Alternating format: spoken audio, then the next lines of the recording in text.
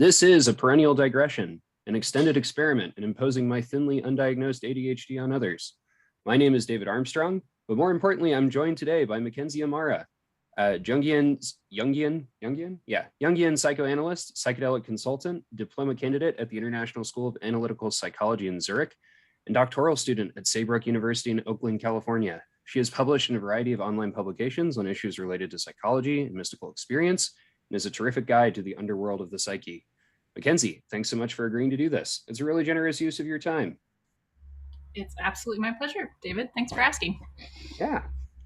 So the conversation I pitched to you today was on spiritual cultures and goals in psychotherapy. It seems to me that psychology, spirituality, and religion are intractably intertwined with one another.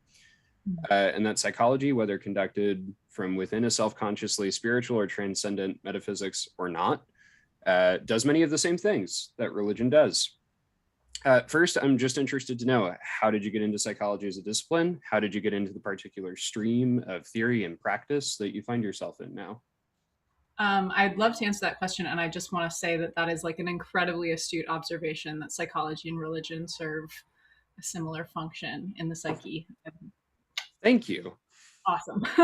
That's like the earliest compliment I've gotten in doing one of these. So really. Starting off on a good foot. Yeah.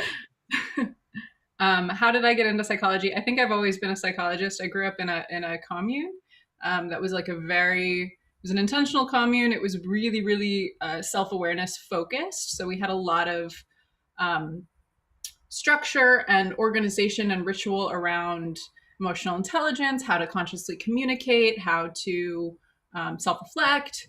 I started studying the Enneagram when I was like 10 as a small example of like my interest was very paired with just my childhood experience. And I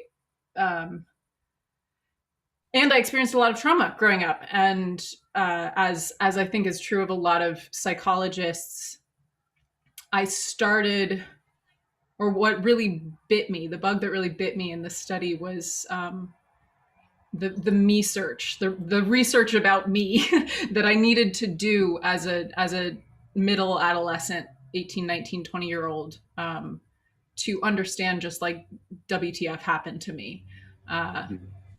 And yeah, almost immediately I was taken by the anthropological understanding of adolescence, that this is a rite of passage time. It's an initiatory time.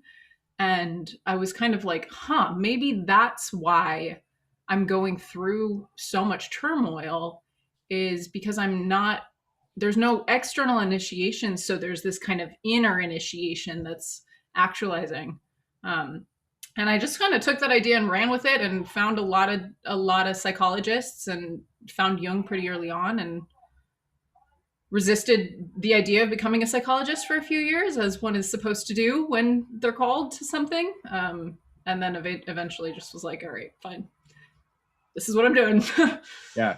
When I started religious studies at Missouri State, my supervisor and eventual mentor, Leslie Baines, told me she made 3 serious attempts to dissuade me from doing it. And then she was like, well, since you're still here, you know.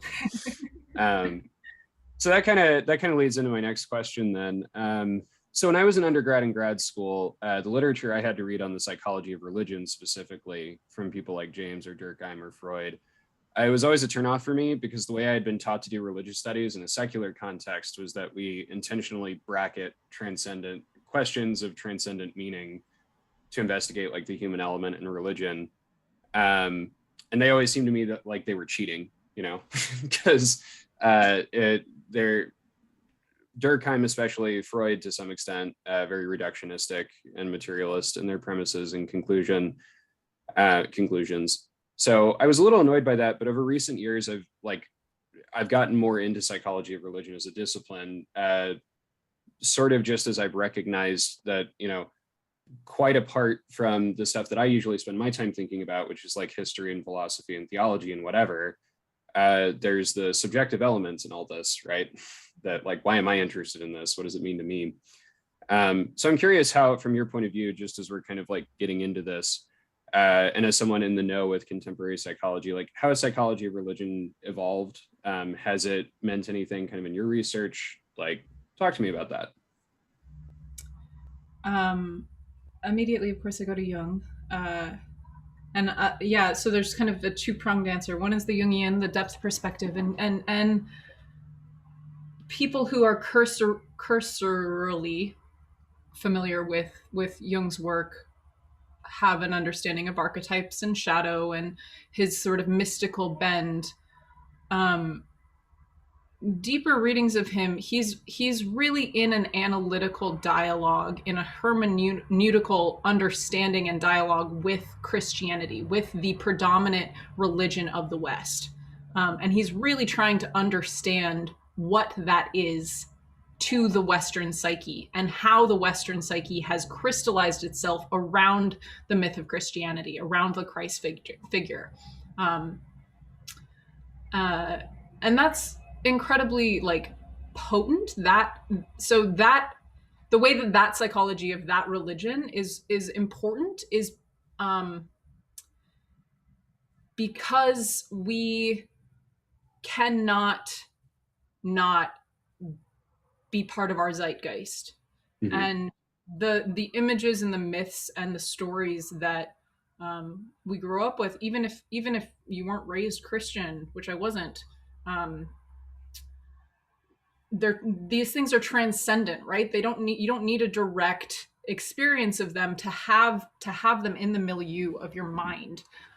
So understanding this as a cultural narrative is incredibly important to understanding the individual psyche. And then as an individual, it's incredibly important to know what these cultural narratives, these religious narratives are, in order to um, become yourself, to cut the ties where you're not wanting to have this cultural influence, or to at least understand your relationship to this cultural influence.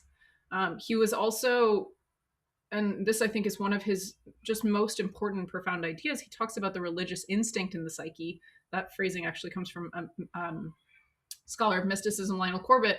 The religious function of the psyche, if it does not have a God image on which to hang its hat, it's going to make a god out of whatever is available, be Mm-hmm. that conspiracy theory or atheism or science or your partner or your dog or your doctor. Like, somewhere this instinct needs to hook itself. So if we don't have, psychologically speaking, if we don't have a god image or a god narrative, um, we're bereft, and we become phobic, we become cloistered, we become in need of something to do with all of that, like profound instinct to self-transcendence, to make meaning that is larger than me. If I don't have someplace to put that instinct, it eats itself. It's like, oh, there's nothing to eat, let me just start digesting myself, and you become neurotic. um the other place that I go with the psychology of religion is, of course, into the transpersonal psychology, the fourth force of psychology, which is really looking at what does peak experience, what does cosmology, what do one's encounters with the cosmos have to do, how does that affect one's life, how does your meaning change when you have met the transcendent meaning. Mm. And that's really like the work of Stan Groff and James Fadiman, and psychedelics are very much a part of this currently. Yeah. Yeah, that reminds me too. I'm thinking as you're describing this, it reminds me a lot of like, sort of more classically like Rudolf Otto or someone, right? Like this notion. And so I teach a world religions elective for my middle schoolers, in a Jewish day school of all things. And one of the things that I do is I walk them through what I call like the litany of dead white guy hubris, where I show them kind of all the classic theorists of religion. And they inevitably ask me at the end of that kind of introductory unit, who do I like the best? And I'm like, well, I don't like any of them, but I like Otto the best because he's like the one guy that says that religion comes from experience, right? Which I think is true. Like, I think whatever that experience is, right? Whether it is the apostles seeing the risen Jesus, or the Buddha having an epiphany about like the ultimate truth of samsara. It's like religion is a response to experience. Like you have a particular experience of the world and of your place in the world, and you have to make sense of that. Like you've got to do something with it. And religions, it seems to me, they either survive or die or mutate or whatever on the basis of how successful the communication of that experience is from one person to another, right? Which is one of the things that makes debating theology or philosophy or something outside of your own community, and often even within your community, I mean, like, it's pointless exercise, right? Because you're starting from like wholly incommensurate experiences of the world most of the time. Yes, and like I it's interesting. Yes, I think religions are based on experience, but interestingly, any sect of a religion that tries to give people that experience, i.e., the mystical sects, Gnosticism, Kabbalah, Sufism, like anything that is about the direct experience, and therefore you get to know what God is transgressive as fuck. It's antimonial as fuck. Like people and religions tamp down on that. They're like, no, you don't get to actually have that. You can look at it, you can see it over there, you can hear about somebody else having it, but if you have it for yourself, and yeah, the relationship between mysticism and fundamentalism is incredibly potent. Political fundamentalism, religious fundamentalism, psychological, like it's just like, whoa, okay, these are clearly like spark plugs for each other. Yeah. Well, and like one of the earliest coinages for psychologia in Greek, right, comes from the Desert Fathers, where when and the Desert Mothers, like when Christianity became legal in the Roman Empire, it also became very popular and watered down in a variety of ways, right? So you have this mass of people who just leave for the desert. They're like, well, if the Romans aren't going to crucify me, then I'm going to go fight with the demons in the cave, right? And so the three kind of stages in monastic discipline classically are the practicos, where you're just like learning the habits of monastic life. But then after this, it's theoretikos, from theorio to see. And the idea is actually you're doing psychologia, you're deep diving into the soul to kind of strip away. Now that you have killed off the passions by like just assimilating to this monastic lifestyle, the only thing left to do is to go inside, right? And figure out, and the goal, like the quest, is always to find the image of God at the core of the soul, right? And we today, like, if I go to church, I'm likely to hear someone positively mention someone like Saint Anthony the Great, right? Because now he's a saint, and all of that. And there's something great about that. Like, yay, I can read Saint Anthony and I can benefit from his mystical experience. And there's something kind of untrue about it insofar as, yeah, and he is also exactly the kind of person you're talking about in his own context, right? Like these are exactly the people who didn't trust the bishops and didn't trust the empire and didn't trust any of it, and that's why they left, and they've been retconned. And like that's a part of this process too, is like retconning the problematic people when they're so popular that you can't control it, right? Yeah. Jung distinguishes, I really appreciate this. He distinguishes between a creed and religiosity. Like the one's need to be obedient to a higher authority, human higher authority, which is dictating the godly higher authority, is to fall in line with a creed. And that is actually it pales in comparison, and it's a bastardization of religiosity. The religiosity of the psyche, when made to play small as just being the obedient clergy member, gets really deformed and really hurt. And I think that there's actually a propensity to nihilism in that. It's like one of the deepest ironies that you can be religious, have like a religious community and follow the rules, but inside be dead because you've not had that inner experience, that you haven't gone to the psychologia, you haven't searched for the soul. Yeah. Yeah.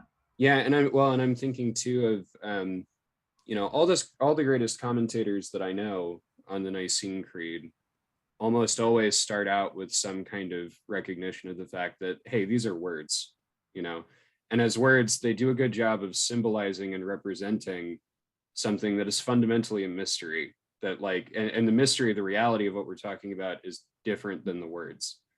The words will help you get there, but they're meant to start you off, right? They're not meant to be like a ceiling.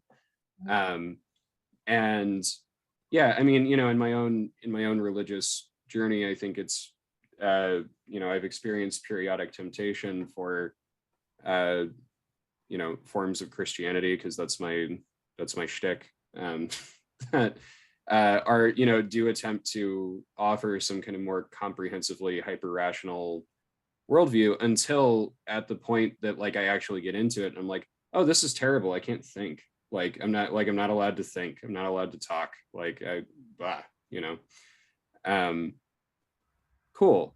Okay, so we sort of talked about how you got into the study of Jung. I'm going to be one of those people who's cursorily familiar with Jung and is dependent on you to explain things to me that I don't understand well. So Jung talks a lot about the archetypes, as far as I understand, and being the Neoplatonic idealist panpsychist that I am, I sort of instantly want to read archetypes through the lens of like the Platonic concept of thoughts in the mind of God, patterns, paradigms. Origin of Alexandria calls it like the prefiguration of all things in God's wisdom. St. Maximus the Confessor later calls it the logoi. But that might be more metaphysical than what Jung intends by them. So what are archetypes? How does knowing about them help us heal? Great. That's not more metaphysical than what he intends for them. There's just more to it. Okay. So there's a few ways of kind of formulating Jung's map of the psyche. But a way that I think is helpful around this is that an archetype is the metaphysical, it is the transpersonal, it is the transcendent, and that the self, so he calls the self is like the God archetype. So the self is both the center and the circumference. It's the in and of, it's the all and nothing. And the more we can objectify our subjective experience, meaning find the archetypal core of our subjective experience, whether that's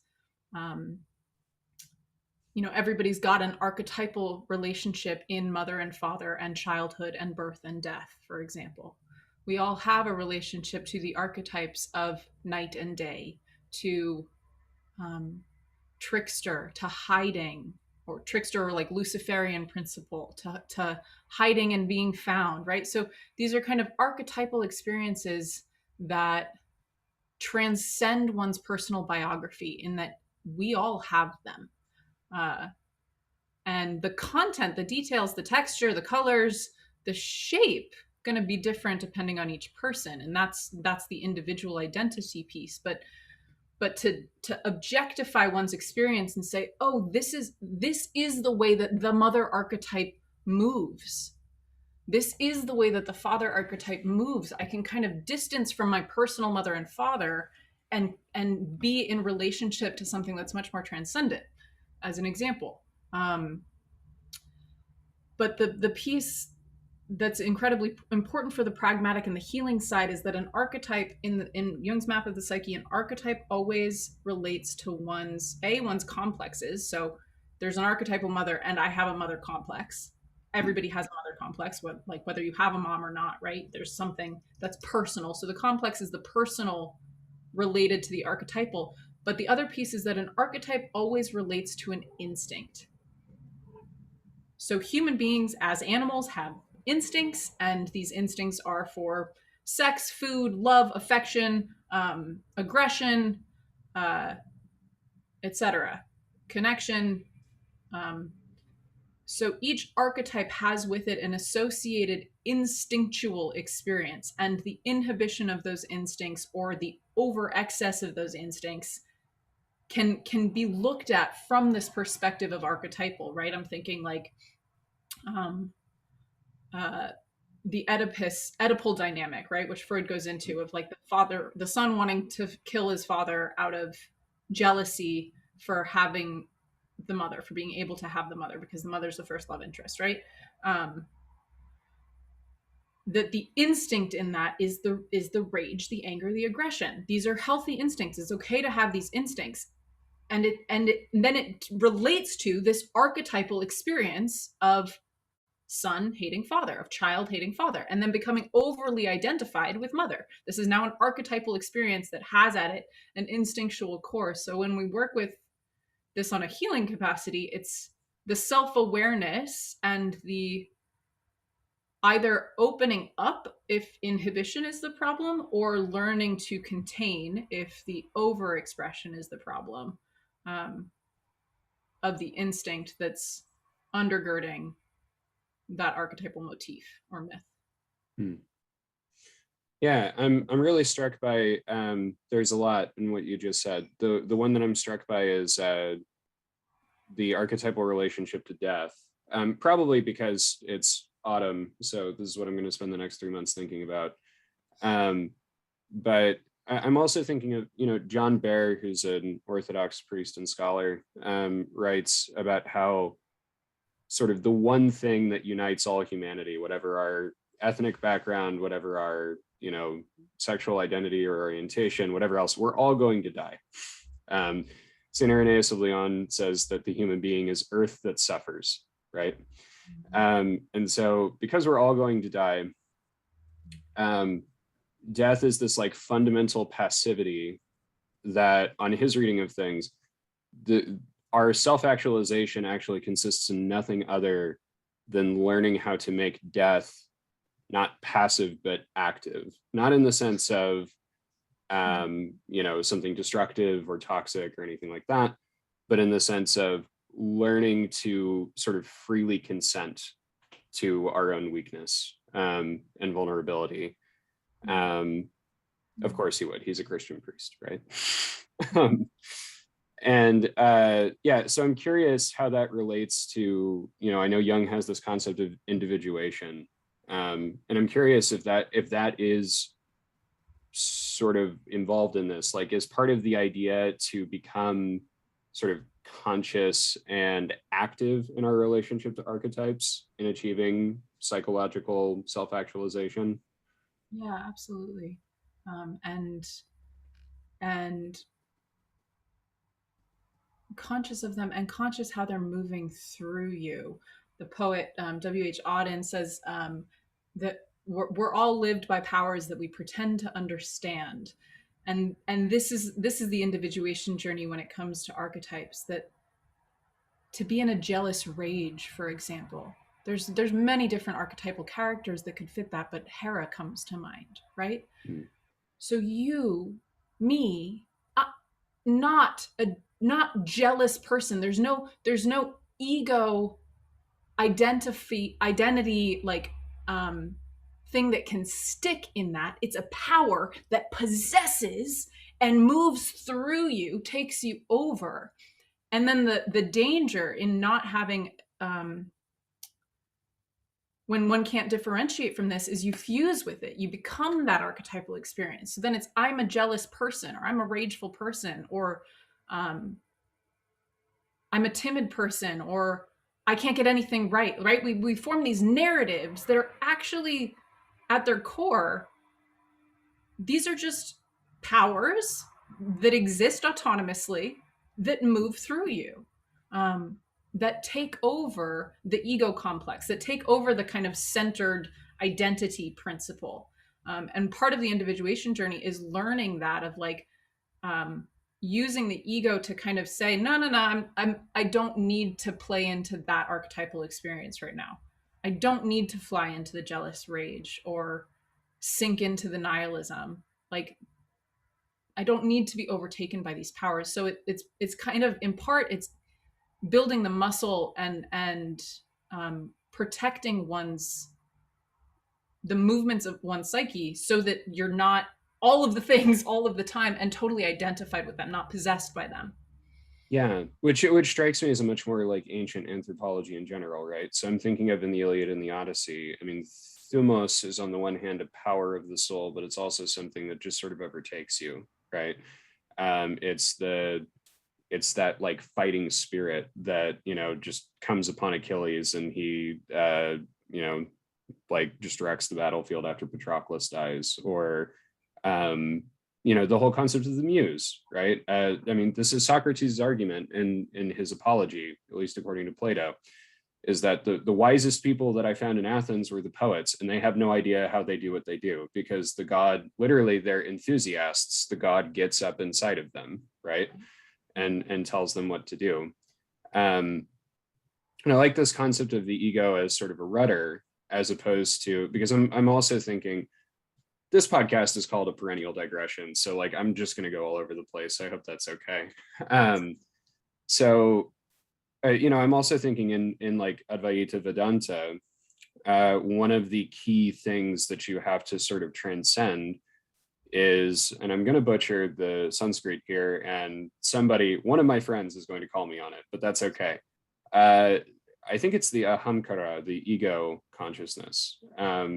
There is this aspect of the mind that is most deceptive, that this is really you, right? And as you are meditatively trying to existentially realize the truth that Atman is Brahman, it is sort of the like final kind of frontier of that, is like you are always tempted to identify. If you're not going to identify with the body, if you're not going to identify with the mind, you can still identify with the ego. So I like this objectification of the ego as like a rudder. It's not me, it's a tool that I have. Yes, it's the flashlight and you are the light. Yeah, that's part. Okay, so moving on from like death and rage and all these great PG-13 things, to another PG-13 thing that's slightly more popular. So like Jung also talks about like the anima and the animus. If I understand Jung correctly, the idea is that the animus is like the idealized masculine of the individual woman. The anima is the idealized feminine of the individual man. This raises an interesting set of questions for me surrounding like sex, gender, archetype. They're significant to my own tradition, but I also think to your religion ubiquitously. So I'm interested in what you have to say about these. Because on the one hand, it seems like we have a contemporary critical tradition that rightly tells us not to essentialize about sex and gender, right? That our identities are biological, but they're also socialized and enculturated and constructed. And like when we try to pin like eternal meaning on them, things get really messy and they don't need to, right? But on the other hand, I think many of our contemporary deconstructions of sex and gender seem to still presuppose these very archetypes, right, of masculine and feminine to some extent. Like, I have friends that are trans, and on the one hand, like I think they're completely right to like throw out these social expectations and just be like, look, like I didn't choose to be born in this body. I didn't choose to gain this gender identity. I'm going to do what I want, and it's like great. But it also seems that in doing what you want, you're presupposing, right, an archetype that you're trying to assimilate yourself towards a lot of the time, not all the time. And I've invited some of those friends to come on and correct me, like if I am misunderstanding that, which I'm very open to being corrected on. But I'm interested in what you have to say about that. Like how does Jung help us make sense of like sex and gender identity in a time where like that is super tortured in almost every like sector of society? Yeah,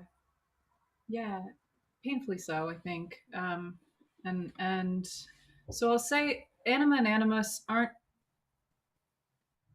the idealized masculine feminine. They're the soul image. So Jung's idea was that the unconscious is contra to one's conscious. So as a woman, my ego and persona are going to be predominantly feminine. They're going to be yin, unless I've been enculturated otherwise, which in my case I have been. But like that was his sort of idea. And of course, he's writing in Victorian times when women were women and men were men, and those were much more rigid categories. So we have to take this with a bit of a grain of salt. And the idea was that so as a female, that my animus is going to be my soul image because it needs to be compensatory to my outward facing self, my persona. So the soul image is inward facing and needs to compensate for whatever's outward facing. So the way he used this gendered identity to represent the balance point, the thing that keeps you your yin to your yang, right? And I think that that's actually a better way of feeling into it, is the yin yang or the alpha omega relationship. Mm. Um, I feel very comfortable with masculine, feminine. It turns a lot of people off for obvious reasons because, like you said, it's a tortured fucking thing in our society right now. And the torture, of course, happens on the conscious side. It's the expectation that tortures people. It's not the experience of it.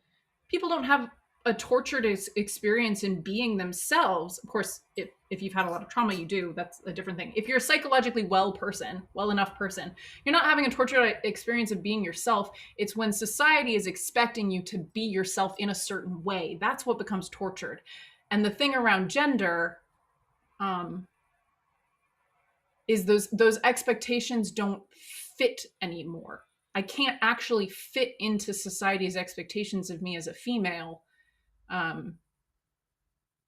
because it's a different generation. Like, if shit's evolving, which is absolutely appropriate. And a lot of the post-Jungians, a lot of contemporary Jungians don't talk about it being that female psyches have an animus and male psyches they're talking more about it's both. That there's a masculine and feminine soul image.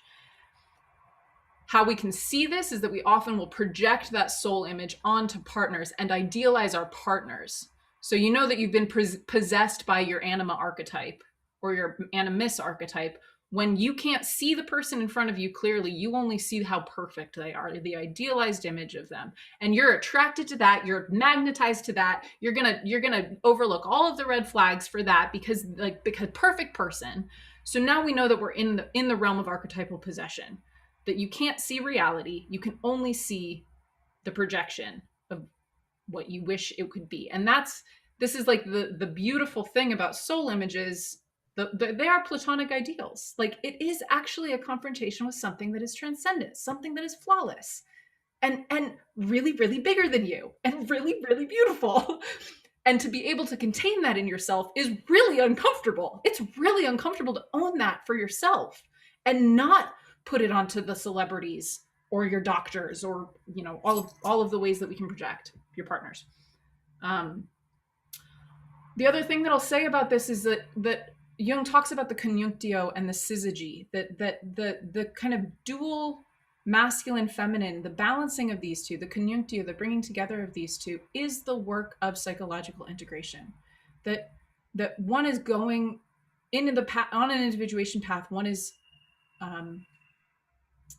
striving to become less one-sided, to become more perspectival, to become more omnidirectional. So this is the conjunctio of two sides, whether it's your light and dark side, your masculine, feminine side, your introverted and your extroverted, like whatever polarity, whatever duality we want to look at. So there is this non-dual component of the work, and the relationship between Advaita Vedanta and Jungian analysis is like really cool to me, for this reason. And I think that we're in this position right now culturally and in society, this is the last thing I'll say about it, where we're seeing so much more non-binary gender expression, and learning to accept it and kind of collectively rallying around this if we look at the culture or the society as a singular, so we are a unit of society, a singular unit of society, and now we need to go through our own balancing as this unit, that we've been too masculine presenting for too long or too rigid for too long. And the way to balance that out societally is to become non-binary. We've been too too much in the dual. So the unit of society is compensating by expressing the non-dual for everyone's benefit. Mm-hmm. That doesn't take the torture out of it, and I don't want to minimize people's experiences. I feel the same way about psychedelics. You know, it's like we've been so long in the rational and the hyper rational and the sickness of rationality and the crisis of meaning around that that the only thing that we could possibly have to compensate is something that makes you mad, something that just invites lunacy in on all levels and teaches you how to live with that, how to be with that. That's the only treatment, is the polar opposite. Yeah, uh, I'm I'm thinking so many things about this response. So the most immediate, on the basis of the last thing you said, is you know, C.S. Lewis was a scholar of the of medieval and Renaissance literature, and he talked quite a bit about the pre-Copernican cosmos and its like spiritual symbolism. And he famously said that his was a Saturnine age that needed a touch of Jove, right? Like it needed joviality and joy and festivity and whatever. I often think that ours is too mercurial in age and too solar in age, in the sense that we were hyper rational. And Luna, for all the ways that you cannot trust her, is a great is a great disruptor of that. You know, you don't want to live under lunar reign forever. But like she has a role, she has a purpose, right? The thing that I was thinking too, though, I mean, it seems to me that religion can both be helper and inhibition when it comes to what you're presenting about, you know, these archetypes as they exist in everybody, right? And as we present them and as we learn to kind of combine them. So on the one hand, I mean, in America, we have all of this like horrible discourse around sex and gender that's coming out of, you know, largely white Anglo-Saxon Protestant churches, but also out of like white Anglo-Saxon Catholicism too, like, you know, convert orthodoxy. And I mean, like you do have this like very loud contingency of American Christianity and of other religious traditions as well that are, you know, theoretically more conservative to their traditions because they are complementarian or whatever. And it seems to me that they're actually missing a lot of the logic of their own tradition, right? So I'm thinking of an early Jewish tradition. Adam, when he is created, is not like a flesh and blood being. He's like an angel who is androgynous and who looks like God and who is diminished and separated. And like in early Christian literature, this is the dominant interpretation of the Adam and Eve narrative, that sex is this like diminished form of existence insofar as we are like, I mean, literally, seco secare from Latin, right? Like we're cut off. We're cut off from the experience of both in our very bodies. And this is why for Paul and for like early Christianity that takes Paul very seriously, baptism into Christ ends the male and female thing, at least liturgically, like at least around the Eucharistic table. There is no Jew or Greek, there is no slave or free, there is no male and female. The conjunction changes because it's the binary that's been not, if not eradicated, minimally transcended, right? For each individual. And this is why in the martyr stories, these are always my favorite, like Saint Perpetua, she's going to be martyred and she's in prison and she has a dream where she goes into the arena to fight with a demon. And the text says she tears off her clothes and now she was a man, right? Or like the Roman soldier martyrs who are dressed up as brides of Christ before they get killed, right? It's like that stuff is actually essential to the tradition, and the like gender conservatism that is so loud basically is actually the church like acquiescing to Roman social expectations. It's not intrinsic to our own tradition. And so I can also see how religion could be useful for narrating and sort of contextualizing what Jung is onto here in terms of the animus and the anima, as much as it can be the enemy of that. I'm interested in what you think about it. What comes to mind is, well, firstly, the first thing that comes to mind is the genderizing of God, or the God image. And interestingly, like, you know, the religious experience is ecstatic and surrendered, which, if we're talking traditional Jungiism, that's a feminine experience. That's an experience of the feminine, to be receptive, totally surrendered, totally yielding in a yes to life. So again, back to this idea of the transgressive nature of mysticism, or the mystical experience. We can also consider the shunning of the feminine in that women are silenced, women are and the experience of femininity is also evil, it's wrong, it's satanic. One needs logos, not eros, in order to understand the word, right? uh, and if you bring eros to it, how dare you? But um, the other thing that I hear you saying is that, yeah, textually, there's maybe more historically, there's not a whole lot of support for that idea. And I think that that is because the experience of embodied love, the experience of embodied unity, the experience of transcendence, which necessitates the masculine feminine pole, the polarities being transcended, is divine. It's ecstatic. It's profound. It's worth writing. It's worth forming religions around, right? As as we see. Um, so you can't actually talk about religion if you're not like, you can't talk about a religion based on experience if you don't have that experience of the conjunctio, um, of the merging of those poles. And the problem in a hyper-rational society, yeah, is that we give short shrift to one of those poles slash ignore it entirely. Yeah. Yeah. Well, we're very imbalanced, just like in general. Um, so we've talked a little bit about how Jungian archetypes and other concepts. I wrote here that they verge on metaphysics, but from what I've heard from you, like they just are metaphysics, right, to some extent. And so I'm interested in the actual practice of psychology. What is the role of metaphysics? Is it fair to say that part of the healer's role, part of the psychologist's role, is the initiation of the patient into like a new worldview or a new cosmology? Yes, except I wouldn't say that that's the therapist's role. I'd say that that's what soul does. That's what psyche Mm. does. And um, the more that the therapist, the carer of the soul, gets out of the way and follows the breadcrumbs that the soul is laying, the more that initiation happens as it needs to. Um, that I think modern psychology, experimental psychology, is much more about problem solving and forcing that initiation, forcing the change.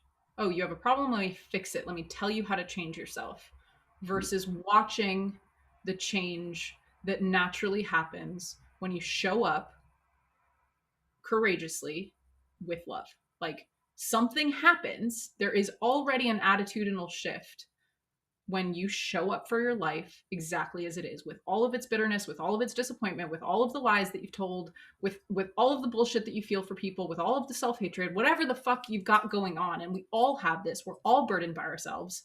If you can show up for that, that is initiatory. Like, that in and of itself, coming to yourself with the veils of illusion down, scales from your eyes, you're in it. You're in the initiation. And then the role of psychology, or the role of the psychologist in that, is to say, yes, it's okay that it's dark. Yes, it's okay that the lights are out. Yes, it's okay that you hate yourself. Like, this is where you're at right now. This is it. Let's be here. Um, and that's, I mean, it's scary. It's painful. This is why Jung says that you can't take a client any deeper than you yourself have gone, because the second that they're in more darkness than you yourself have confronted, your panic sets in.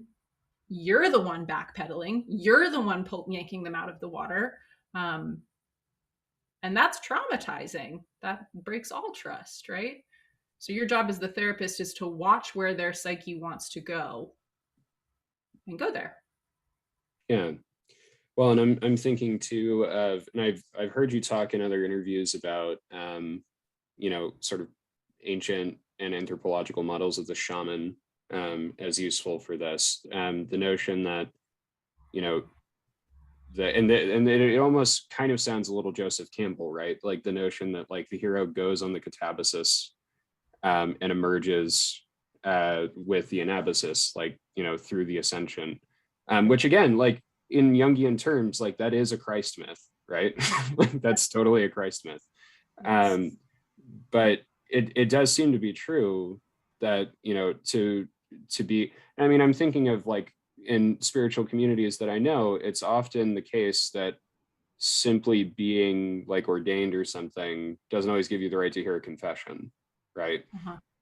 Because there's a kind of spiritual maturity that comes through one's own experience of suffering and of like learning how to deal with that, that is expected to be like in care of people's souls. Totally, totally, totally. Yeah, it fortifies one. It um yeah, what's the word I'm looking for? When they like burn the metal forge is one. um you know, Jung actually really, he said later in life, writing about his psychology, that his is actually a feminine psychology. And I think that this is like really an interesting point. What he meant by that, what I interpret that to mean, is that it's a psychology of descent, not ascent. That the predominant myth is the myth of the hero, the myth of the ascent. But his psychology is really the descent. It's getting real with what is, not looking a few steps ahead and figuring out how to get there. And often that requires a sloughing off of society, of the person that you are for others, the person that you made yourself into for the sake of others.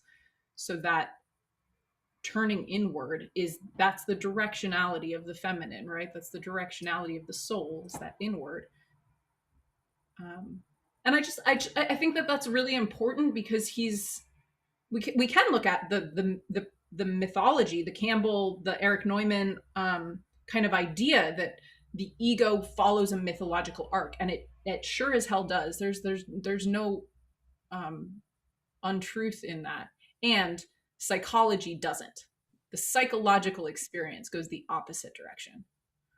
Hmm. And so is this the underworld or like netherworld of the soul that you've talked about, that Yeah, like psychology is about? Okay. Talk to me about that. I think that often, and I see that with clients. I mean, it usually takes a year or so to get there, where you're ready to be in the dark night of the soul. But that's the initiation.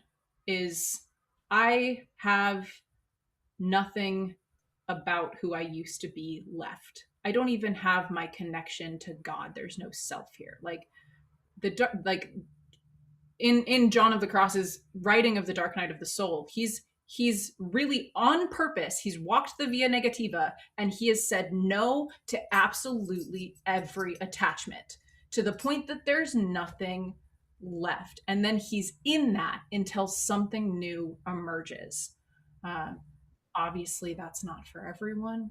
Um, but the the depth psychological orientation is that, can we pick up the stone and can we separate you enough from it that it's something in you, but you're not it anymore.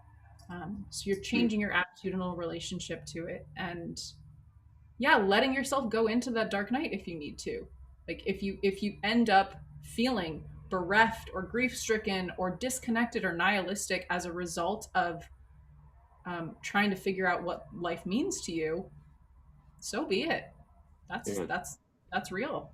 I actually think one of the best educations in this I've received, and I should preface this by saying that like I'm habitually bad at doing this kind of introspection. I probably spend as much of my time as I do on language, history, philosophy, theology, comic books, whatever, because like I'm trying to avoid thinking about why I You're am interested in not these alone things. in Yeah, that. you know, like I'm just like I don't have the network, like I don't have the sage or the support that I need that will make that not as scary as it's going to be. And maybe I can just live with it. Like I'm 26, I've made it so far, right? Like that I that attitude will keep working for me until it doesn't. But the one of the best educations I've had in the dynamic that you're describing has actually been the Psalter. So like in daily prayer, reading through the Psalms on like a monthly basis, you read through the whole Psalter. If you're Orthodox, you can read through it an entire week, if you are into that kind of thing. But the Psalms are like, you actually watch. I mean, David is not the real author of the Psalter, but he's like the spiritual author of the Psalter, right? So you watch David um, sort of acknowledging what you're talking about. Like when he says to God, you know, nobody praises you in Sheol. There's no worship in the underworld, right? Like if you let me go down to hell, there will be no songs, right? Save me from the pit. And that goes all the way up until David just is in the pit, right? So like Psalm 88 or 89, where the psalmist, it's no longer David, it's a completely different psalmist, charts out this whole covenant that God has made with David for like the Davidic dynasty, for how God is going to unite all the nations under the just and merciful and loving rule of the Davidic king, right? And there will be peace and goodness and everything. And then the psalm just takes a turn in the middle of it where the psalmist says, you have broken your covenant with David, right? The throne is empty. The nation's in exile. You didn't do any of the things you said you were going to do, God. And then the psalm ends like it never gets fixed, right? Wow. And the Psalms continue, like there are better visions still to come, but it's like in that Psalm, whoever wrote that poem, the whole point of that song to God is you said you were going to do this and it didn't happen, right? Yeah, so like I feel like liturgically speaking, I feel like there's this sense in which ritual is built to some extent around making these more transpersonal events deeply personal, right? Like whoever wrote Psalm 88, 89 lived in a very different time period with very different concerns from me, and would be really surprised and maybe kind of weirded out at how interested I am in what he wrote. But at the same time, that text now matters not so much for what it meant to him, but for what it means to me or whoever else is reading it, right? Like how it helps me to interpret that mental journey. And that kind of brings me to a question about ritual. Like, how do you see the role of ritual in performing this descent in psychology?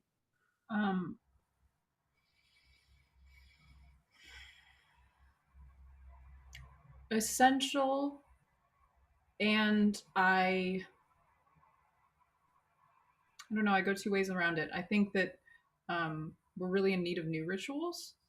Modernity is in need of new rituals massively. And the going through the motions of ritual, I think, is quite deadening.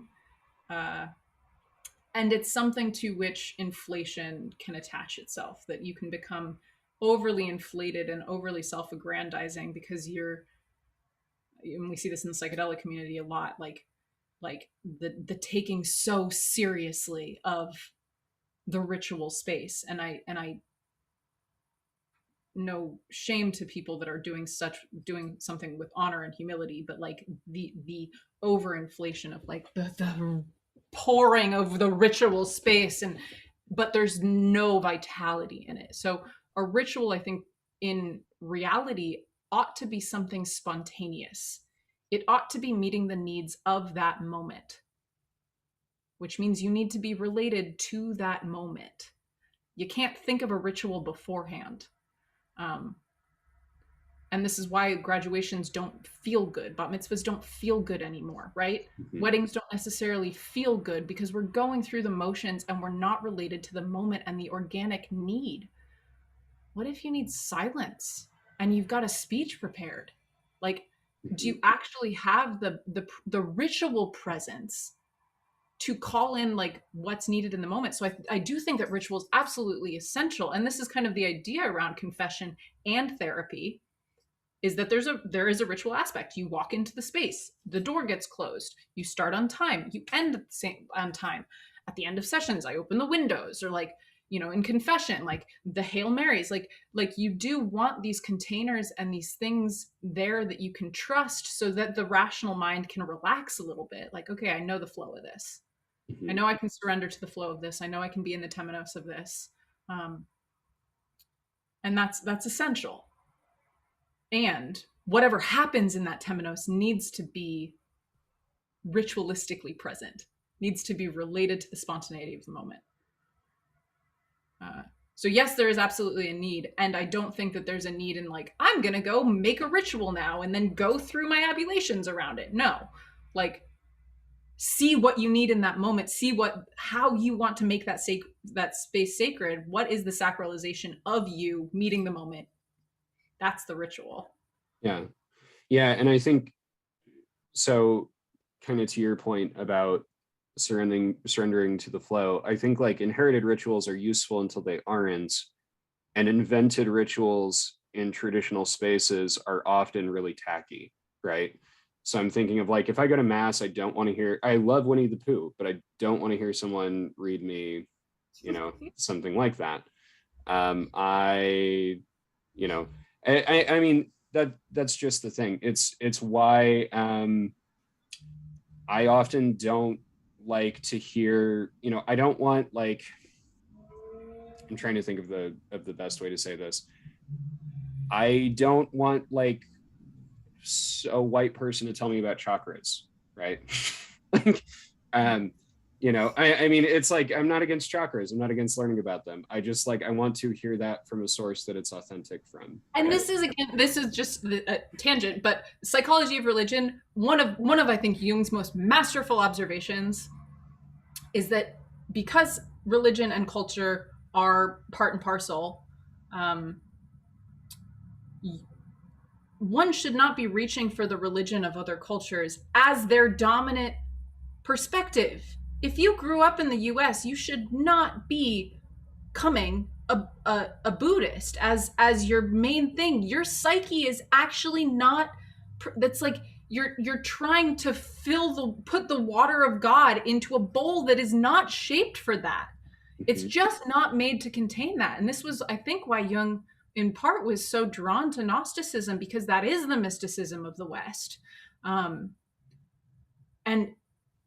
these things need the proper container in order for you to embody them. And there's a lot of accounts of Jubus going to the East and having psychotic breaks because their Jewish shaped bowl could not contain the water of God coming from Buddhism. And the two clashed and it just shatters. Not that one should not explore other religions, take on other religions, experience that from the logos perspective, even from the related eros perspective, but the relationship needs to be two. It cannot be I am now this. Yeah, I'm thinking too, even within particular religious traditions, so at this point I've been I've been a Baptist, I've been an Anglican, I've been Eastern Orthodox, I've been Catholic, and my wife and I are sort of coming back around to older options that we've experienced as kind of better fitting for us. And one of the things that I've realized in the course of that journey is the way that Orthodoxy tells the story of Christianity, or the meaning of Christianity anyway, remains to me the most beautiful account of what Christianity is. And I can't spend the rest of my life cosplaying as though I'm a Greek or a Russian, right? Because I'm just not. Like there is no amount of practicing that is ever going to make it real. I had to learn that the hard way. It's equivalent to people who write about like fairies and spirits and things talk about how you can actually only see the spirits of the place where you like are actually from or connected to, right? Yeah. My friend's wife is from Japan, and she once joked to us that American ghosts are not scary. She's like, like I've heard about your ghosts. I've read about Japanese them. ghosts are fucking scary. Yeah, so I will get on that train. yeah, exactly. Like this is nothing, right? Or my friend once told me a story of he was in a grad seminar on Buddhism, and there was like a girl in the room that was talking about how Buddhism was such a humane religion for not having a hell. And the professor was like, not only do you not realize that Buddhism has lots of hells, you don't realize that like Buddhist and Hindu hells are actually much, much scarier than any Jewish or Christian hell. Like they're horrific. If you read the end of the Mahabharata, where Yudhishthira is like descending into hell to find his family, it's like there's like human fat on the walls. Right? It's terrifying. Totally. And I'm really glad you brought up hell, because I think that this actually helps me illuminate the point that I was just bastardizing a little bit. It's the duality of Christianity, the good evil, and heaven hell, material spiritual. that duality just does not exist in Eastern traditions. It exists, but there's no privileging of one over the other. It's a panoply. All goes, all is the experience. Experience the all, right? Like, so to bring the mind forged on duality and good and evil into that context, no. Yeah. Like we're horrified. Yeah, and if we're gonna get there, I mean, like, it seems to me from within the Christian tradition, right? Like, the best voices are those who resolve the duality, but from within the logic of the tradition, right? So this is Origin of Alexandria's universalism, that God, being possessed of infinite time, space, and opportunity, will of course reconcile all creatures to himself, right? Or Saint Isaac the Syrian's point that the fires of Gehenna are nothing other than like the fiery love of God, right? That paradise, heaven and hell are really two experiences of God. And because God is infinite goodness and beauty and love, it must be the case that the experience of God as Gehenna comes to an end eventually, right? Because it can only finally be restorative in purpose. From every metaphysical and moral point within Christianity, that can only be the case. Like, if that is not the case, then the Christian God is merely a God. He is not like he is a demiurge. He is not God in any significant sense, which is precisely the point in Advaita and Mahayana, right? Like the samsara is sort of like an illusion that minds exist in, and like there is a higher plane of reality where Atman and Brahman are always one, and like, the final reconciliation of all minds as one mind has always been accomplished, right? But again, like, we can't, if we try to just like jump over to that, like, we might even be making a morally superior religious shift to what our previous religion had been, but we'll never fully live in that, I completely agree with you. Yeah. Any more thoughts on this before I move to my next question? I don't want to cut you off. Yeah. So this is what Jung writes about in Ion and Answer to Job, is exactly what you were just saying, this last piece about God being all loving, all good. Then what do we do with the experiences that aren't that? And he talks about the severing of the tie with the Antichrist, as this is the shadow of Christianity. There is shadow. God has a shadow. God has a dark side. If God is God, God must have a dark side. It's not just the privatio boni. It's not just the evil is not just the lack of good. Evil needs to exist as its own power in order for God to be God. And this is impossible for the Christian mind. It's like it's too hot to hold. And on a psychological level, talking about the psychology of religion, this is one's individual experience of their shadow. That we have this persona. Everybody comes up with this persona it's real good. It's real good to be that persona. It's real good to be everyone's favorite guy or do all of the right things to be liked by people. And Shadow shows up as the Antichrist. I've gotten in trouble for comparing Shadow to the Antichrist because we don't want to be the archetype. We just want to relate to the archetype. But Shadow is, of course, a complex. It is related to the archetypal experience. So one can be possessed by the shadow, but recognizing that the dark side of yourself is as transgressive, upsetting, and nauseating as imagining that there is a dark face of God if God is God. Mm-hmm. Yeah, and I'm thinking too of David Bentley Hart has written on how one question to a universalist can easily be, well, why didn't God just create everybody already deified, right? And the simple answer is that, like, well, spiritual beings are by their very definition free, right? And so it can only be that through life in a world where we can freely consent to our own creation, that we could actually become, what the Christian tradition says that we will become. And, I mean, there's a debate within the Christian tradition about whether or not sin, evil, like our experience of fallenness and whatever, like, is that a necessary part of it? It's minimally a necessary option, right? It's minimally necessary that like we have the ability to create our own hells. Like, we don't have to, but we minimally require the ability to really like create, the darkest possible timeline. Because otherwise, like, we don't have that genuine freedom. And even in a metaphysics where like eventually all freely do give that consent, that like, as Julian of Norwich says, right, like all shall be well and all manner of things shall be well. Even if that's the final end, it's like the path to that might be truly horrific, individually, cosmically, like whatever, Right. Initiatory in that. Yeah. So that kind of, I often find that digressions take me where I want to go. The joke that I made 1,000 times so far doing this is that a perennial digression is not really a digression because it's always going on, right? So you've written on the concept of mystical experience as a kind of trauma, but as one which traumatizes the false self in order to return us to the true self. This is really interesting to me because my graduate background is in religious studies and classics, with an emphasis on apocalyptic literature in early Judaism and early Christianity. And one of the things I'm fascinated by in Apocalypses is just like how similar they read to other kinds of mystical experiences or literature, or indeed trips taken on psychedelics.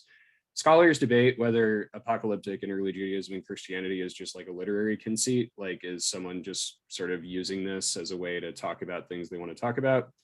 I tend to be more on the side that like, look, people have visions, whatever you think visions are, right? Like people have them, and often people see what they're enculturated to see, right? But I mean, consistently, like the veil is torn, right, sometimes that's what they see. The veil is torn. The world as it actually is, at least in the world of the apocalypse, presents itself to the mind of the seer. And this is usually terrifying for people who experience it. Like throughout Jewish and Christian apocalyptic literature, if you see an angel or a divinized human being or Christ or God or whatever, like it's not a pleasant experience.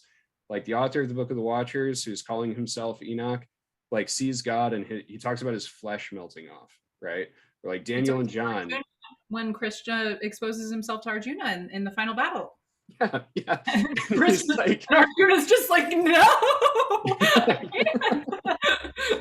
He's like, you haven't even seen my final form, and his final form is the actual multiverse, right? Yeah, and I mean, or Daniel and John like falling down dead at the feet of angels, or the ascended Jesus, or the Israelites being too scared to talk to God, so they asked Moses to do it, or so on and so forth, right? Like this repeats. So how does the mystical experience factor into psychotherapy? What's the healer's role in that? Sorry, that's my dog off to the side here making noise. This makes me think of back to the conversation of archetypes. One way that we can notice an archetypal experience is that it contains a little seed of the numinous. So there, and to your point of the fear of introspection, there is a bit of that fear. There is a bit of the like, oh, whoa, this has got electrical charge that is not of this world. Like, and if that's not there, then we're still in the personal, we're still in the complexes, we're still in the biographical, like all really, really good places to be, all necessary places for healing. But when we've got the numinous, when we've got the mystical in there, there's an archetypal thing going on, and head-on confrontation with that is probably going to be traumatic because you're not the same afterwards. Something dies, or something fears death at least, and quakes. It's the fear and trembling, right, of the mysterium tremendum of Otto's numinous experience, right? So what's the role of the mystical experience? What's I hesitate to say that there's a role, because I think that seeking a mystical experience is one of the biggest traps of spirituality. If if you're going out there trying to have a mystical experience, you're you're putting yourself in a weird box, and you're going to think that you're having mystical experiences and you're going to overly attach to them, or you're just cutting yourself off at the knees and you're not going to have one. um it's trying to look at your eye color, right? It's like you don't get to have it just because you want it. um and the but I do, that being said, I think that especially with Jungian work, I don't see people coming to Jungian work that haven't had a confrontation with the unconscious, as Jung would call it. That they haven't. People often need to make sense of something that has traumatized them, terrified them, brought them to their knees, made them realize that there are forces outside of their control, and that they've done a little bit of the surrender to that. They're still in the pain of that. They're still in the suffering of that. So trauma as a mystical experience, I think, is a really important framing, because dark face of God, like you are confronting something that is bigger and more powerful and more scary than you. It has teeth and claws, and that sucks, but that's not different than confronting an angel. It's not. It's like the clouds parting and the choir of voices shining down on you is the same as the teeth and claws of a demonic experience, of a really traumatizing experience, as far as your relationship to power, to the forces that are more powerful. You have the same experience of being in the hands of a living God, as Jung would say, that you fall into the hands of the living God. And the mystical experience, I don't think that all mystical experiences are traumatizing. That being said, the ecstasis experience, if you don't come out on the other, if you come out on the other side of that and put yourself back together the same way that you've always been, I don't think that you've actually let the experience in. I think that you've visited, or you've been a tourist, an experienced tourist. Because something in the same way that a dark night of the soul is often required to let go of everything you thought you were in order to become who you are. That mystical experience, that ecstasis experience, ought to bring you back to a different self. Yeah. Yeah. And I'm thinking too, you know, as you were talking about sort of letting that experience in and being like a spiritual tourist almost, the story that immediately came to my mind is in the book of Acts. Exorcism was excessively popular in the ancient world. It's not unique to Jesus or to the apostles. So there's a story that there are these Jewish exorcists that are particularly talented in this city, and they start invoking the name of Jesus and Paul, and they go into a man who's possessed by a demon, and they try to cast out the demon in the name of Jesus and Paul, and the demon just looks at them and says, well, I know who Jesus is, I know who Paul is, but who are you? Right? And they don't have an answer for him, so he just the man sort of beats them and they run away.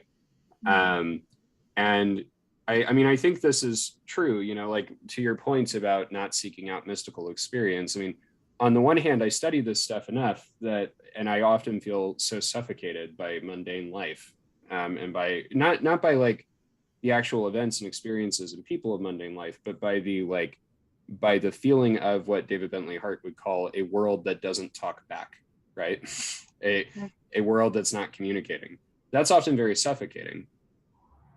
And so for that reason, I'm often I would love a mystical reminder that everything that I believe as an intellectual point, right, is true.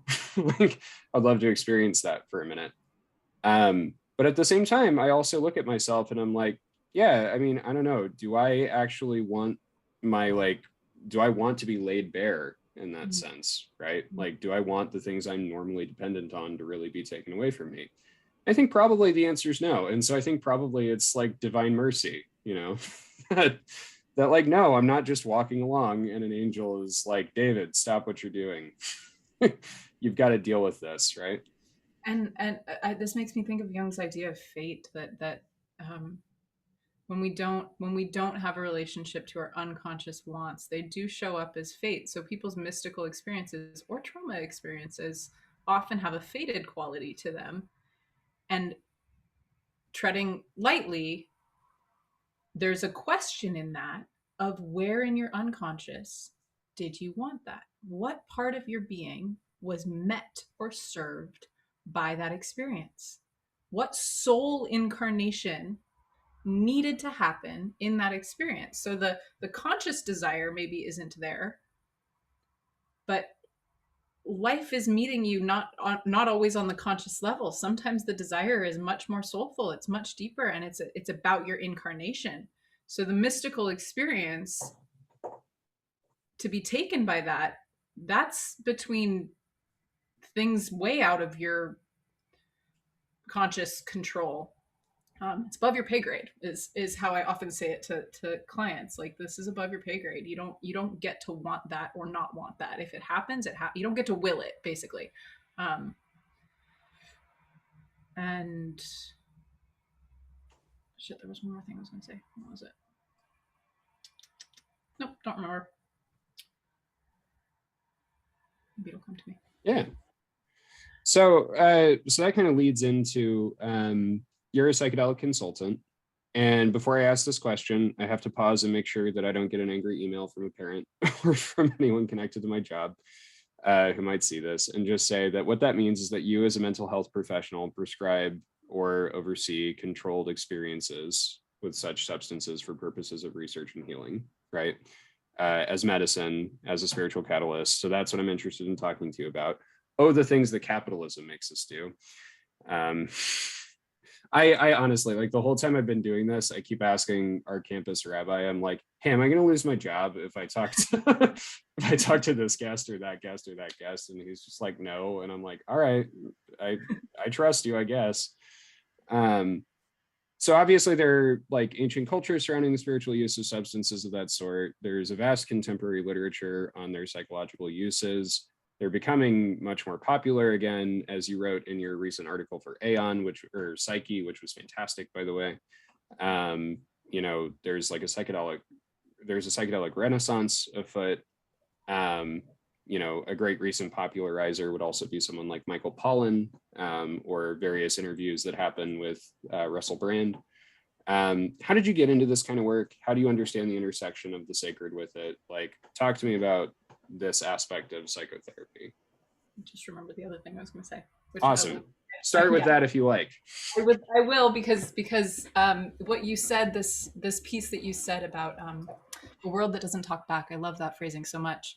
You know, this is the disenchantment of the material world that is the sickness of rationality. It is the sickness of the Enlightenment, and yeah, the mystical experience, I think, is catalyzes the re-enchantment of that. But I think Alan Watts writes so beautifully about this, that we have to actually forget that a lot so that we can have the experience of remembering it a lot. Because to re-enchant, like, it's that moment of re-enchantment, it's the coming home in that moment that sends the ripples out through the psyche, that really catalyzes the transformation. Obviously, we all want to live in an enchanted world that would feel wonderful, but there wouldn't be ripples. That would be a still pond that wouldn't be changing. So we need the forgetting of the enchantment in order to remember it. So the world that doesn't talk back is like an opportunity. I would hear that as a Dharma bell of like, where am I not listening? Can I listen deeper? To remember, in the Platonic sense, to actually remember myself again for the umpteenth millionth time. And psychedelics are so beautiful for that. And I just to clarify for my own legal, I can't prescribe psychedelics, and I Okay, don't prescribe psychedelics. I good work with people clarification. in the aftermath of their psychedelic experiences, which they do um, in their world, however that sees fit, and then I can be there in the making sense piece. Gotcha. Uh, We are all safe here. yes. No liability, please. So how do psychedelics fit into that? There's a lot of things to say about this. There's very Western scientific rational things around the neuroscience and the endocrine system, and like have there's like very much physical benefit to the psychedelic experience. Of course, I'm way more interested in the mystical and the psychological. I'll to answer the first part of your question of how I got into it. I'd say that like I'm very much like Timothy Leary, who was like a popularizer in the '60s of psychedelics, where he was a psychologist, and he says that it wasn't until he took psychedelics that he understood what psychology is, and I'm very much the same way. Like you asked me in the beginning, what made me a psychologist.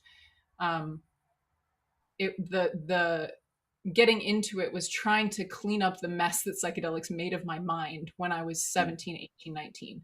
I had some big confrontations with some really shadowy shit that I couldn't handle. And I learned what psychology is. I learned what psyche is. Like I learned what having disparate parts, warring parts, conflict is, possessive emotional experiences. And throughout the years of using psychedelics, I've seen more and more the archetypes. Jordan R. Wasson, his first mushroom experience, famous mycologist, he says, I saw the archetypes. I could see the archetypes. So you actually have this confrontation with, I won't say the ultimate truth, but maybe slightly more than relative truth. Uh, of course, you can have non-dual experiences, and there are certain psychedelic medicines that catalyze that more effectively than others. Um, but you're not seeing the archetypes in that. You're seeing nothing, which is really trippy. um, what is powerful about psychedelics for psychology is that it is a direct experience, that we're not in the past and we're not in the future. So we're not analyzing things that have happened to us, and we're not understanding our fantasy projection on the future or on others. We're in the direct experience of gnosis, of something that we are learning on a physical, emotional, psychological, and spiritual level. That like all of us is included in this learning. You're in school of yourself, and then afterwards, this is why the integration piece is so important. Afterwards, you can analyze it, break it down, start to apply the beauty of the rational mind and the tool of the rational mind to cognate about this stuff, about the experience that you just had. But to be so overwhelmed by an experience, this is what makes it mystical. This is also why there can be psychedelic trauma. In the same way that one could be overwhelmed by a powerful movie and you just can't not cry. Um, Mm-hmm. or overtaken by love when with your partner, right? Like these are experiential things that don't have any psychological value except that you lived it. That's so meaningful that you lived it. So the psychedelic experience is adding meaning to your life because you lived it. You had this overwhelming, very powerful, very beautiful subjective experience that you were present for. And ideally connected you with some of the platonic ideals, that you had some kind of relationship to gratitude, not your gratitude but the ultimate gratitude. What is the Yeah. ideal of gratitude, right? As an example. Yeah. To your point about cinema, before we get deeper into psychedelics, I'm a lifelong Marvel nerd, and one of the things that I've been very belligerent about over the last few years, as Martin Scorsese has, yelled at clouds about the success in the Marvel Cinematic Universe, has been, for most working people who like don't have the money or the time or the, often like the luxury of like taking time to do this kind of work. Movies are often like one of their few means of imaginative escape and reenchantment. And yeah, like, Disney's this like capitalist empire, right? And like these movies rake in billions of dollars. But if I have to choose between like what Martin Scorsese fantasizes about, which is what rich white dudes fantasize about, which is like being criminals, right? And like having guns and money and killing people. Or I can fantasize about like, hey, maybe the world is full of magic, right? Like maybe it's full of gods and aliens and spirits, and like maybe the moral arc of the universe really bends towards the good. And like maybe, you know, maybe my experience of things when it doesn't reflect that, like this is a nice way to just kind of remind myself like, oh hey, like maybe this really is how the world is, right?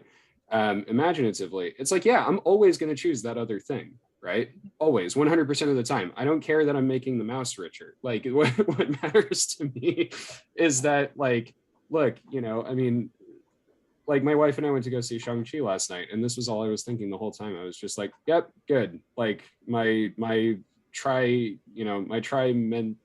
every 3 months dose of magic has like happened. Fantastic, right? Yes. And I I feel the same way about really good novels. Um,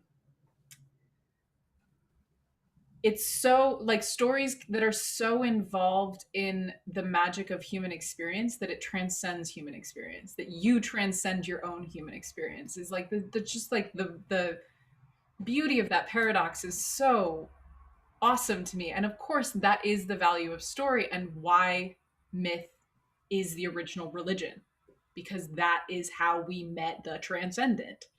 uh, Mm-hmm. and yeah, stories absolutely do that. Yeah. Yeah. So kind of segueing back into psychedelics then, it's interesting to me.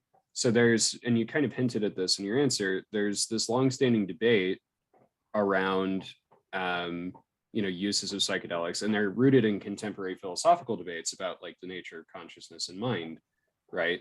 Is, you know, are psychedelics simply like triggering your, you know, various neuroreceptors so that you can see a neat movie in your mind, um, or are like psychedelics sort of dampening, or are psychedelics turning off the regulators that you normally use to like filter your consciousness about the world around you? I have a clear preference in terms of an answer about those. I suspect that you do too, but I'm interested in hearing what your answer about that is. um I mean, the like the first conceptualization there, it's just, you know, a flooding of neurochemicals. This is like the nothing but argument.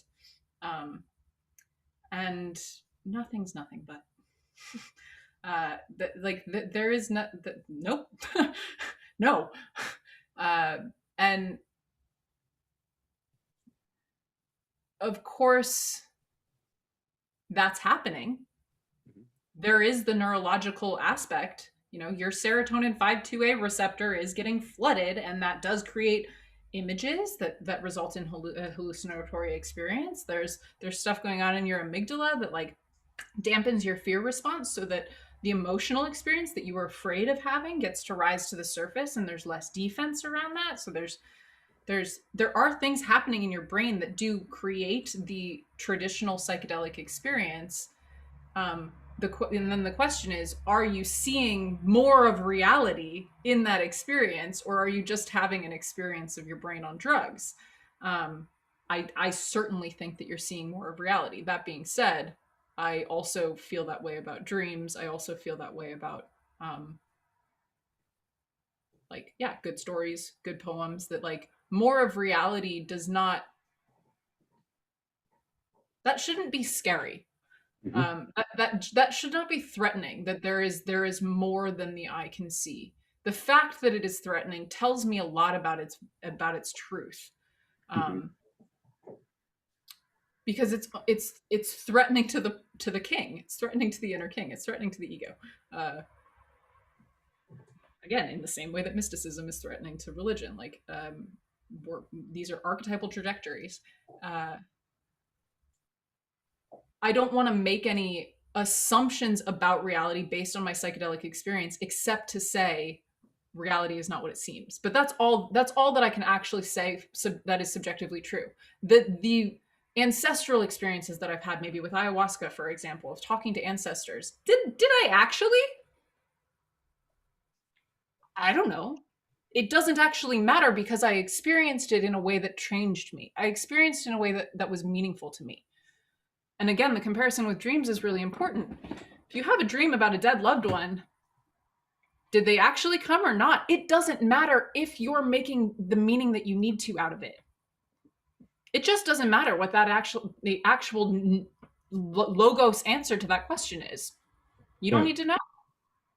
Yeah, and I think too, I mean, it seems to me that when I watch something like Tales from the Trip on YouTube, right, or when I watch or when I listen to people describe experiences that they have, whether through psychedelics or meditation or like visionary experiences in ecstatic states or dreams or whatever, it's often not, if there's a way to logically account for all of it, it requires a perspective that is so transcendent that it is not possible for a finite being to have, right?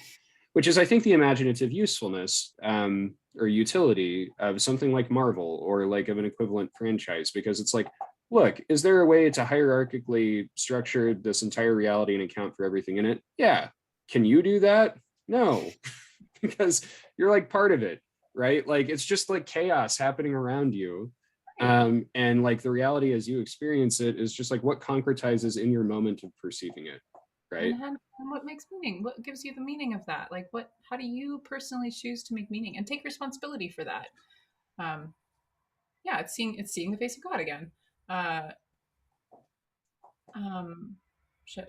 Anyway, keep going. If there was another Yeah. thought that you had. Yeah. So I think quick time check. How you doing on time? Everything good? Okay, cool. I don't have too much more, maybe other than by way of asking. So, I mean, it seems to me that there is a cultural push. Like, it seems to me that there is more talk in the culture today around mental health, around the necessity of like acknowledging and confronting trauma around these things in some ways and not in others, right?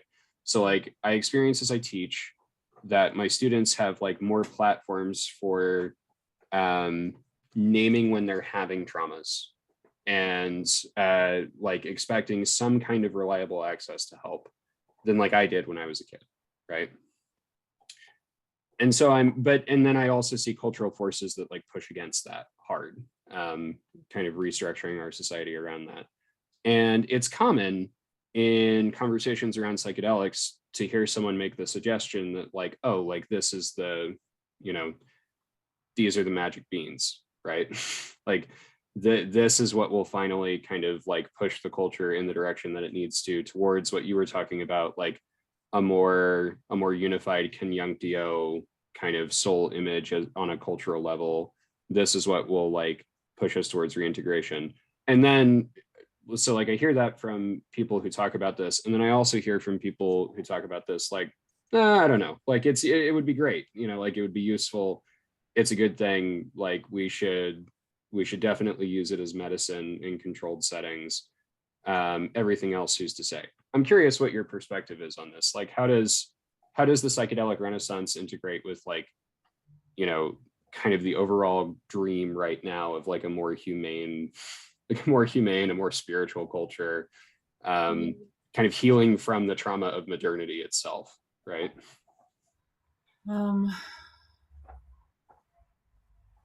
I tend towards nihilism in a Nishitani sense, in a like actual true religious philosophy sense around this of like we're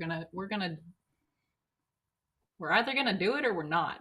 Like to your point that the soul's expression is free. In order, like the divinity within oneself is free. Therefore, freedom is required in order for us to meet ourselves. Um, projecting magic beans onto psychedelics is that's a psychological trick of not being able to tolerate your own discomfort with the uncertainty of the future. that there needs to be an answer and it needs to have a positive ending in order for me to feel okay about being here. That's a projection. So trap.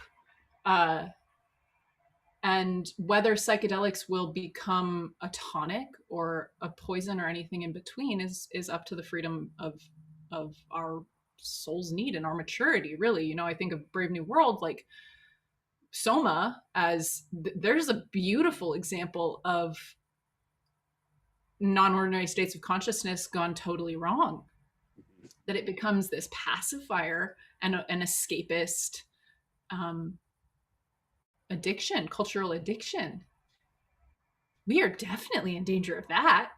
We are primed and ready to need to escape the hell that we're living in right now. Absolutely. There is a way that psychedelics could serve that need, which is an immature need or an unexamined need. Sorry.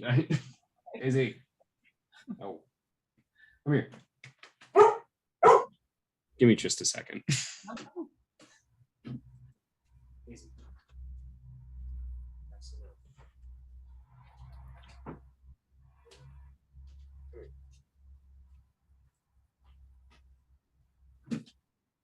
Oh, the joys of raising a four-legged child. I'm envious. I want a pet very badly.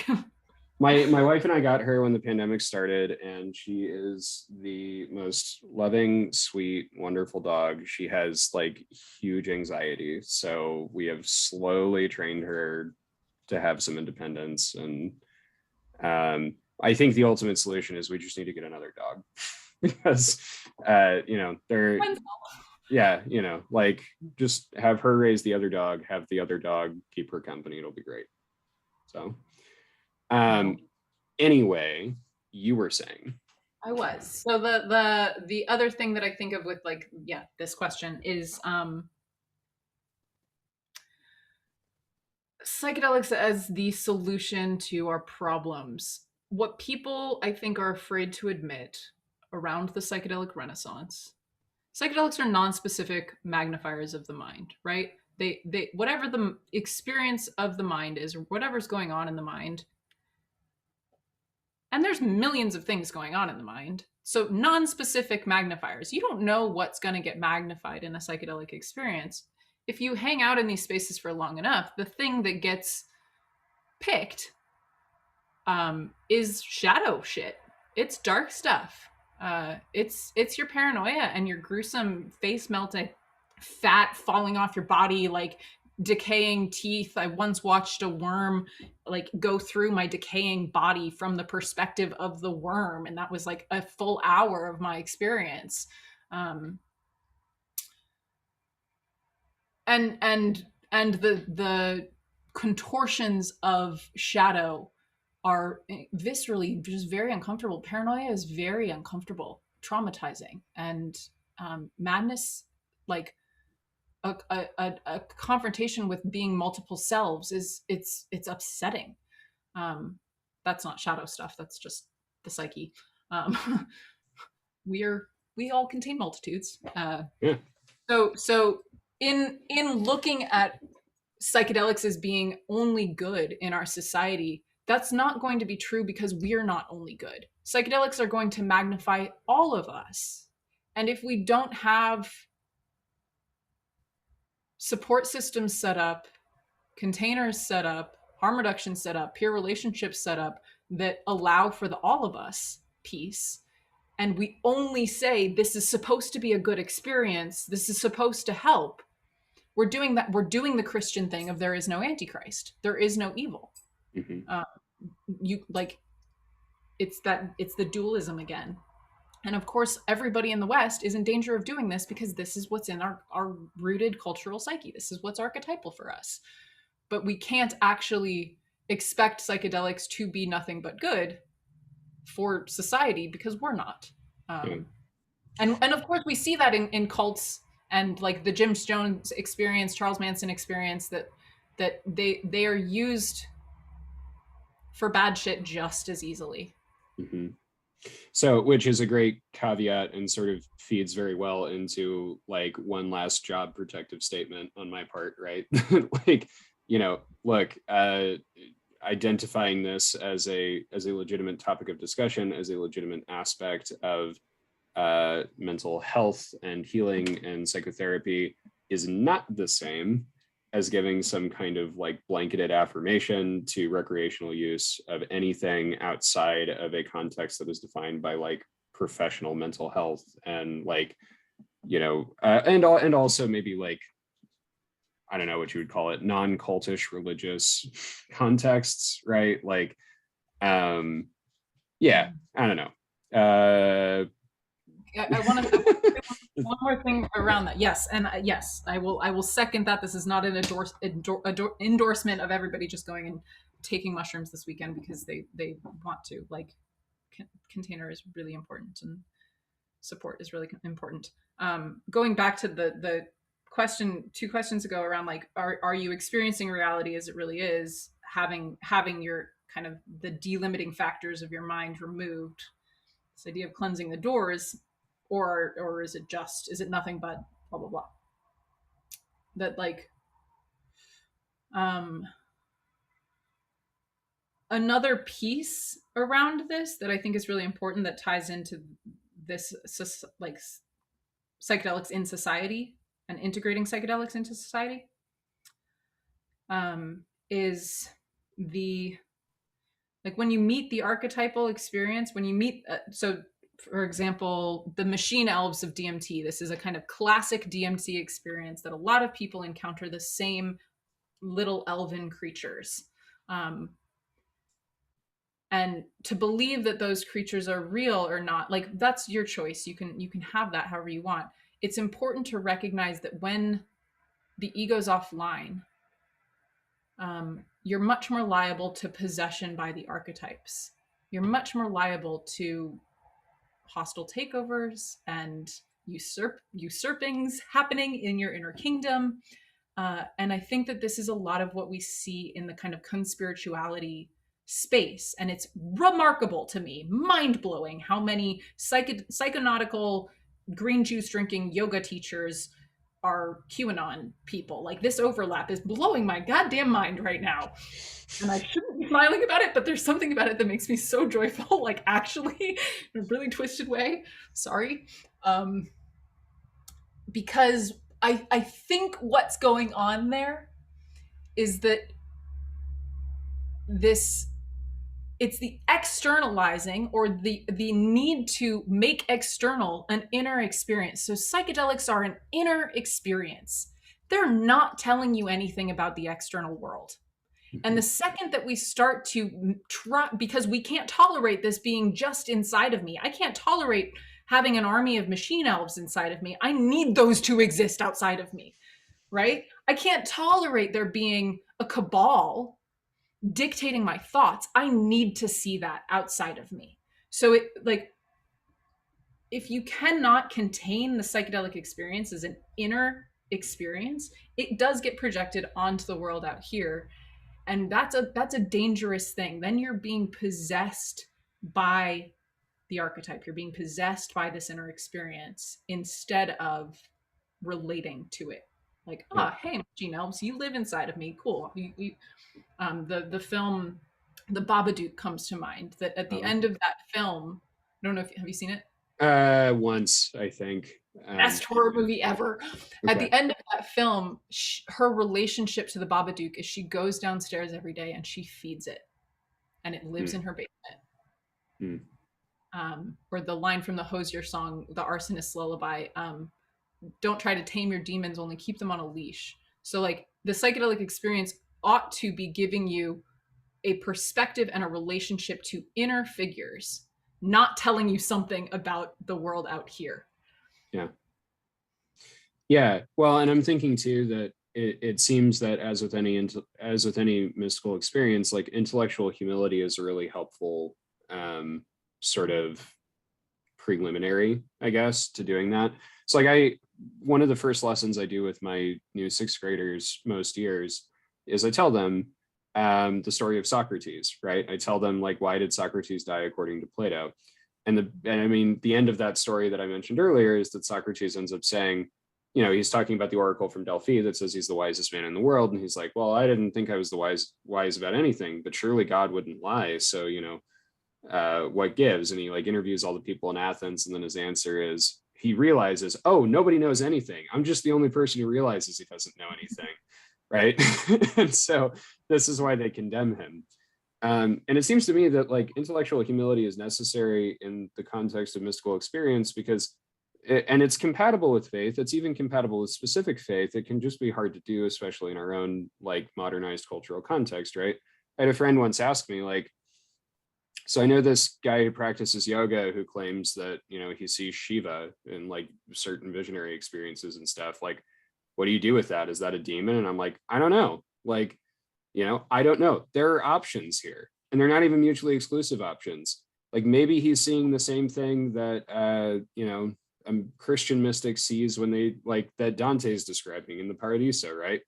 Maybe he's seeing something else contained within the same spiritual universe.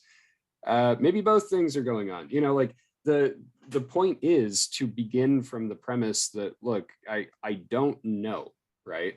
I don't have certainty.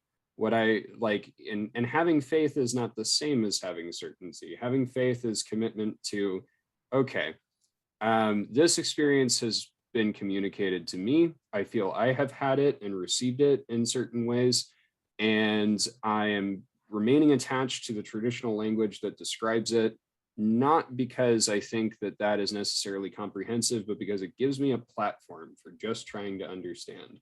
And it's like, if you begin from that kind of like, and it doesn't matter what tradition you're talking about, right?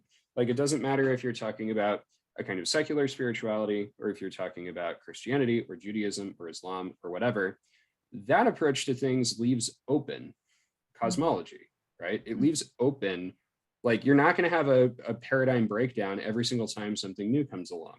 Right. You know, to your point earlier about we need to project meaning onto things, right? So like I'm really interested in the like current renaissance of ufology that seems connected to some extent with the psychedelic thing. And it's like, look, you know, I probably trend in the direction of thinking UFOs are aliens. What I also find really interesting is that we all need it to matter that they are aliens, right? That like it's meaningful that aliens would visit us or something. When in fact it's like, what do you do? Like what do you do if like the Phoenix Lights phenomenon is actually just like, you know, some dude from another planet like showed up, he's looking around, he's like, oh, this is neat, and then he just leaves, right? Like it's not important, it's not significant, like he was just here and then he left, right? It's the same thing too with mystical experience. It's like, what does it mean to you if you happen to see something for no particular reason other than you were there to see it, right? Or Right. it presented itself to your consciousness. Right. Right. And this is the power, and I think burden maybe of subjective experience is that you have to take responsibility for it. You have to make the meaning that you're going to make from it and either change from it or not. That's on you, to do whatever the fuck you're going to with it. And when you have a mystical experience or an archetypal experience or a psychedelic experience, which may be all the same experience, like, and you meet the face of God, or you meet the face of gratitude, or you know yourself to be all love, or you know yourself to be Christ, or something like this, like to come back from that, you need to now humble yourself in the face of that, learn to relate to that, and make the meaning that you're going to up from it. Otherwise, it doesn't matter. Yeah, it doesn't matter. And Jung, total digression, but Jung writes an essay about UFOs, as being a projected self-image, so that people are seeing the perfection of the self in the sphere floating in the sky. And he remarks on the timing of like the first UFO sightings, like in the middle of the Cold War, when things were so fragmented, and the zeitgeist was so us versus them, that to have an image of wholeness present was tonic. That was the compensatory projection that needed to happen. And yeah, then how do you make meaning out of that? And yeah, you know, ancient Greek religion, which is where we get the term psychology from, they had psyche as being an objective thing. Wholeness is an objective thing, and your relationship to your own inner wholeness happens piecemeal, unless it's a mystical experience, in which case it happens all at once. Mm-hmm. And that's the whole religion. That's the whole Greek religion boiled down into 2 words: confrontation with wholeness. 3 words.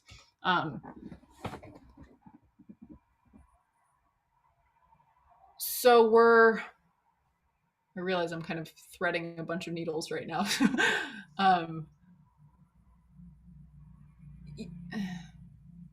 So we're in that like need for mystical experience, that need for wholeness, the psychology of that.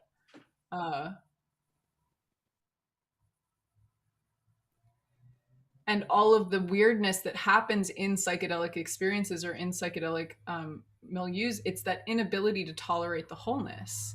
Mm-hmm. I still need some of this to be projected out here, because I can't yet have inner and outer be one whole. It needs to be out there, because, but of course, again, the psychedelic experience is a confrontation with the inner world. I think that I just completely went around in circles and lost my train of thought. Where are we?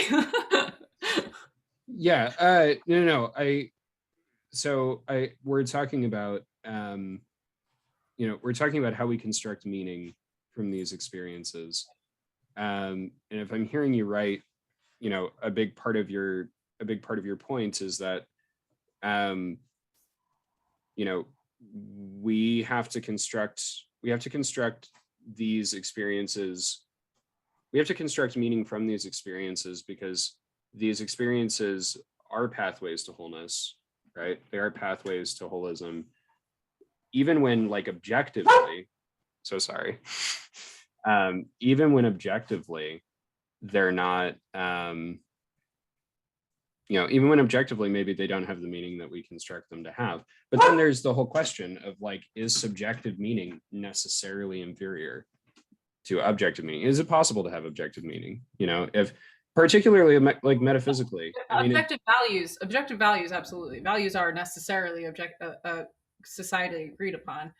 Yeah. But values are not necessarily meaningful. Everybody, like, your values are not going to necessarily be meaningful to mine. We can agree that we both ascribe to the same values. They may not be meaningful to me, but I want to be a good citizen, so I'm going to play my part, but that doesn't mean it means anything to me. Yeah. Well, and then beyond meaning, right, there's signification, right? I mean, there's like and I'm thinking like as a textual scholar about the like various layers that go into interpreting texts, like intention, original meaning. These things are at best something that we can reconstruct, and never completely. What's more interesting, what's more recoverable, is always like received meaning, right? And signification beyond that. And so if we think of like spiritual events in the same way, as like, look, I don't know what's going on. I only know what this has meant to other people who stand in my lineage, and like I only know what it means to me, right? And that's not a cop-out. Like, that's not a, I'm thinking in my tradition of people who are like, what the Bible means to me, right? It's like, as a historian, I often want to be like, look, I don't care what the Bible means to you. This is like what these texts mean. But like, there's a legitimate way of doing that. That's like, look, until all of it, until any and all of it becomes personal, right? Until it becomes ensouled. Yeah. It's not meaningful. Like, you're talking about Greek religion, and I'm thinking about Iamblichus, right? In his notion of theurgy. But the soul is like fully descended into the body. And if you're going to evoke the soul, it's going to have to be through ritual and through hermeneutics and through practices that like literally bring the soul out of you. Right. And we are in a meaning crisis. And I think that part of that is that rationality favors objectivity, and meaning needs to include the subjective. And if we're in a hyper-rational society, It wants the objective. It's going to be searching for the objective meaning and thus denying, ignoring, repressing, uh, pathologizing subjective meaning and not going in search of it subjectively, and thus not, you don't have access to meaning because it's got to mean something to you to mean anything at all. You're the only person whose experience you're having. um, yeah, and I think this is like in why I'm a little bit hesitant around the psychedelics are good for society thing, because we're not very mature as a species. By that I mean we don't take personal responsibility very easily. Um, like that's not something that's not a muscle that we've really trained. Uh, and meaning is a result of taking responsibility for yourself and the experiences that you've had. It's a choice to say this matters to me, and I'm going to do something with how it matters to me. Uh, Mhm. it doesn't intrinsically matter. You have to choose that. Yeah. Mackenzie, I have really enjoyed this, and I hope you'll be willing to do it again sometime. Sorry, I'm dog wrangling off camera. But yeah, let's do this again sometime. And thanks again so much for agreeing to do it. David, I had a great time. Thank you for your encyclopedic knowledge. It's really impressive and joyful to speak with. Yeah. Listen, I loved learning from you today. So let's definitely do it again. Likewise. Be well. You too. Bye. Bye.